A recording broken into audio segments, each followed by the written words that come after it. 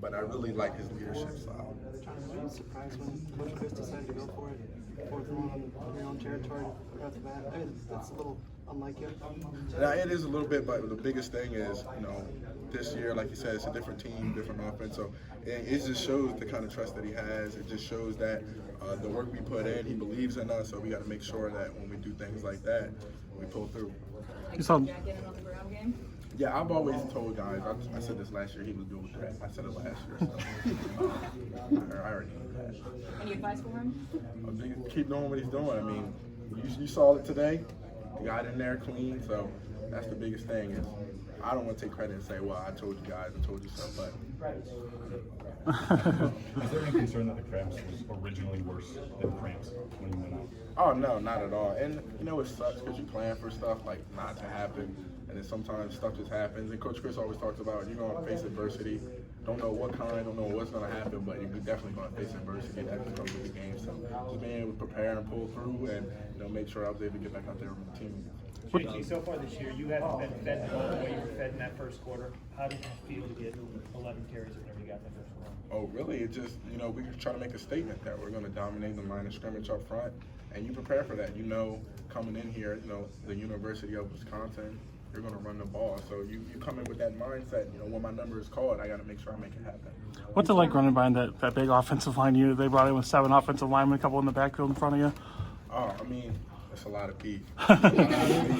But it's fun. It's fun because you guys know that, you're going to line up, you're going to play big boy ball, and it's going to be who wants it more. So that's the fun part of it. Jonathan, your touchdown run, that 72-yarder, was it designed to go to that side? Because the hole was fairly large.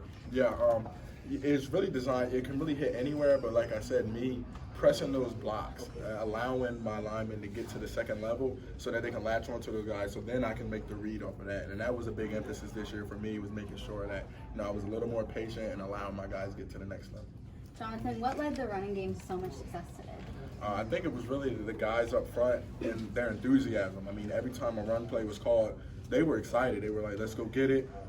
They were like, run behind your pads, 2-3, so that they were actually all for it. And I think when you're out there having fun with it, how they do, that's when the big plays happen. JT, clearly there's a lot of excitement around this team and around you too. How do you kind of keep up the noise preparing for a big game like this week's?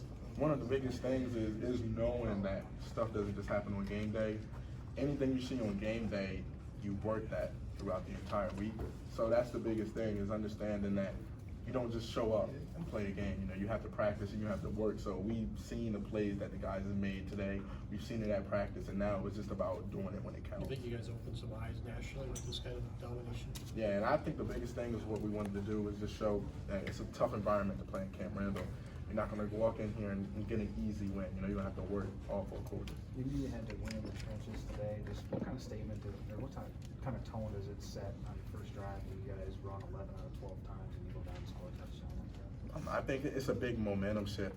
The momentum is kind of neutral in the beginning of the game, and when you get the ball first and you're able to go down there and punch it in on the first drive, it's a huge momentum shift, and it gives the defense life because the offense just drove down and scored. Now they're ready to go stop the ball and give it back to us. So I think it's just a big momentum shift.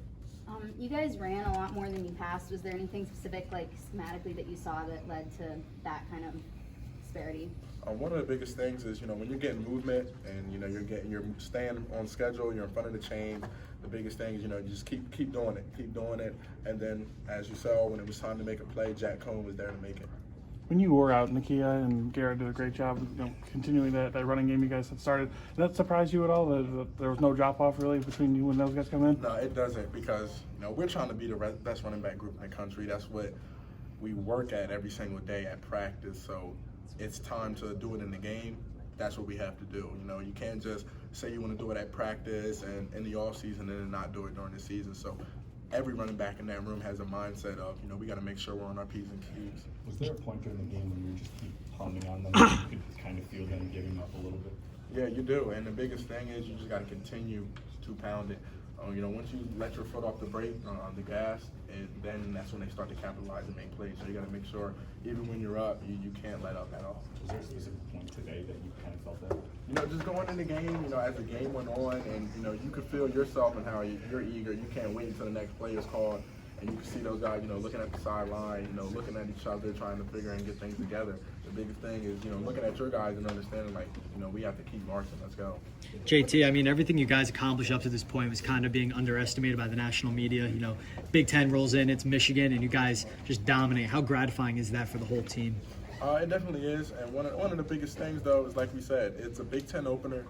It's always good to start a Big Ten opener like this, but the biggest thing is continuing to build on it. You know, we have another opponent next week.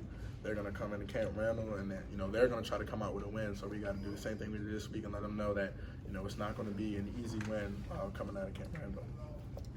What does it mean to you have a moment like you did after the game when you're walking off the field and you get to stop and take a picture with a young fan who's obviously struggling to have a moment like that? What does it mean to you? I mean, it just shows you the kind of fans that we had, you know, going through that, and they're still able to make the game.